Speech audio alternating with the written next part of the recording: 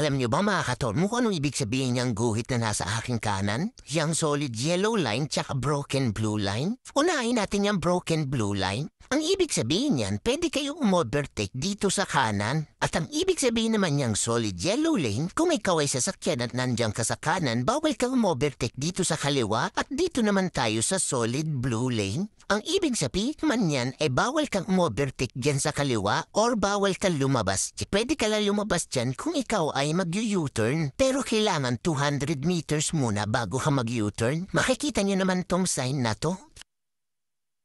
Kapag nakita nyo na yan, ay simulan nyo na lumabas dyan sa linya at mag-signal light kayo pakaliwa at dito naman tayo sa broken blue line. Ibig sabihin nga pala niyan ay pwede na kayo umovertake dyan sa kaliwa or kung may U-turn, pwede na rin kayo lumabas dyan. O kaya naman kung kayo ay gigilid. Pasensya na nga pala kayo dun sa unang vlog ko, yung tungkol sa U-turn. Ang alam ko kasi dati 100 meters pwede ka nang gumilid pero nagbago na pala 200 meters na. Pasensya na kayo kung nalito ko yung mga itlog nyo. Di baseball, bakit yung bibig mo eh?